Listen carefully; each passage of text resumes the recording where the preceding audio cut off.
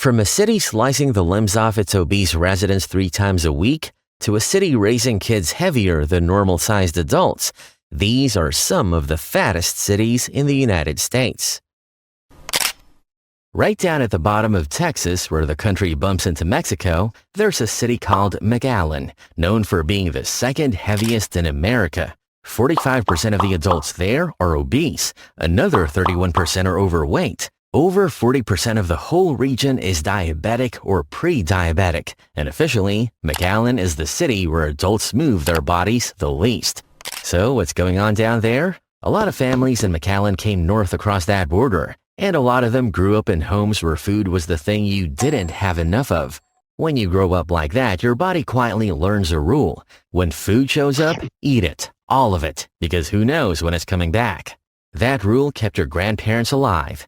But then you cross into America, into McAllen, where the southernmost Coca-Cola bottling plant in the whole Southwest sits minutes from the border, ready to fill your belly with sugar, where about a quarter of the town's 1,000-odd restaurants are fast food, where one drive-through breakfast runs nearly 1,000 calories. Suddenly, the one rule that once saved your ancestor's life starts taking yours. Take, for example, the extraordinary story of Myra Rosales from McAllen. In 2008, she confessed to killing her 2-year-old nephew. She told the police she had fallen on him by accident. There was just one problem with her confession. The police looked at Myra and realized she physically could not have done it. At her heaviest, Myra weighed over 1,000 pounds. She couldn't stand, she couldn't walk, she couldn't have moved fast enough to fall the way she described if she tried for an hour. Her own body was her alibi. The truth was worse and sadder than the lie. Myra had confessed to protecting her sister, the boy's actual mother, taking the blame for a death she had nothing to do with. Absurd cases like these are not seen anywhere else than in McAllen. Well, maybe only the next one in our list. 500 miles north of the border, the crown for fattest city in America has a new home, Little Rock, Arkansas. For years, it sat at number 2. In 2026, it finally took the top spot, beating out even McAllen. But the number that should scare you about Little Rock isn't about the adults, it's about the children. Nearly 1 in 4 kids here, ages 10 to 17, isn't just overweight, they're obese. Little Rock also has close to the fewest health educators per person anywhere in the country and some of the worst access to fresh food. So the city producing the most obese kids in America is also the one least equipped to do anything about it. And being fat as a kid is way more serious than you think. You are not born with fat cells. You build them, and you build almost all of them as a child and a teenager.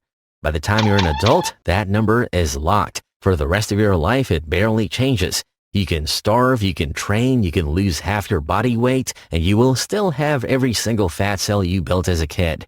They don't disappear, they just deflate, sitting empty, waiting. A heavy childhood isn't a rough start you grow out of. It's a body permanently built to come back, which is what makes Nikki Webster from right here in Little Rock so rare. Nikki reached 649 pounds. Then she did the near impossible. Gastric bypass, surgery after surgery, skin removal, and she lost 456 pounds. Today, she weighs under 200. She got married. She is, by any measure, one of the greatest comebacks in this whole story. But understand what comeback actually means here. Even now, Nikki's body is still carrying every fat cell Little Rock gave her as a girl. Empty, deflated, and waiting. She didn't win the war. She learned to fight it every single day for the rest of her life. Most people never get that far. In fact, the next woman we meet did everything Nikki did. The surgery, weight loss, the second chance. It still put her in the ground. In a house in Mobile, Alabama, there was a bed, and in that bed, Lisa Fleming was slowly disappearing. Lisa weighed 704 pounds and hadn't stood up in years. She ate there, she slept there, lived her entire life in that one bed, reportedly the same bed where her own mother had died years earlier of the very same thing. Lisa wasn't a freak accident. She was the second generation in one family to be killed by the same food in the same room in the same bed. Lisa was a mother too, 3 kids, including her daughter Danielle, and for a moment it looked like she might break the pattern. Lisa got the surgery, she fought through it, she lost 200 pounds, enough to rise up onto her own 2 feet for the first time in years. After a lifetime in that bed, Lisa Fleming stood up. It wasn't enough. On August 23, 2018, her heart simply gave out. She was 50 years old. Her daughter Danielle didn't make it home in time to say goodbye. This is Mobile, Alabama, the 9th fattest city in America and one of the heaviest states in the country. And Mobile isn't just heavy, it's where heavy does the most damage. Of every major in the United States, Mobile has ranked number 1 for the health consequences of obesity. The worst combined toll of diabetes, high blood pressure, high cholesterol, and heart disease anywhere in the country. It's a Gulf Coast city built on fried seafood and soul food.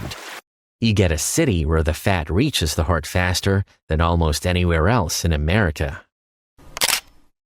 Our next stop is Baton Rouge, Louisiana, and one of the strangest legal loopholes in America. In most of the country, you cannot buy an open alcoholic drink and then climb behind the wheel. In Louisiana, you can pull up to a window, order a frozen daiquiri, a slushy-sized cup of rum, sugar, and flavoring, and have it handed to you through the window without ever leaving the driver's seat. Drive-through daiquiri shops are everywhere here, about as common as a coffee drive-through. How is that legal? Through a loophole so brazen it's almost art. Decades ago, a daiquiri shop owner stuck a piece of tape over the hole in the lid and handed customers the straw separately on the side.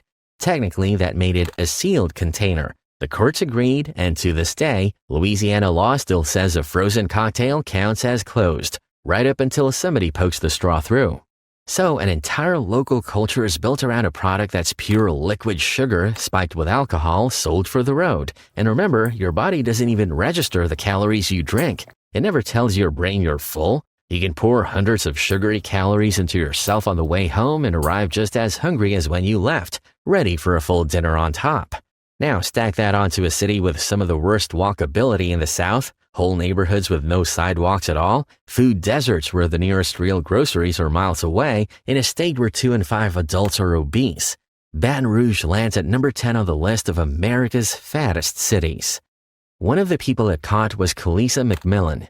At 643 pounds and having already survived 1 heart attack, she traveled all the way to Houston for weight loss surgery, determined, in her words, to be here for my children. She lost 150 pounds, then died at 41 from complications she never recovered from. The cure she chased turned out to be the thing that took her. But Baton Rouge wasn't even the most extreme food city in its own state, because just up the road, one more Louisiana city had taken the all-you-can-eat idea and turned it into an entire economy. Our last stop is Shreveport, Louisiana. And to understand Shreveport, you have to understand what the city runs on: gambling. Shreveport is a casino town. Riverboat casinos line the water, and every single one is built around the same simple trick.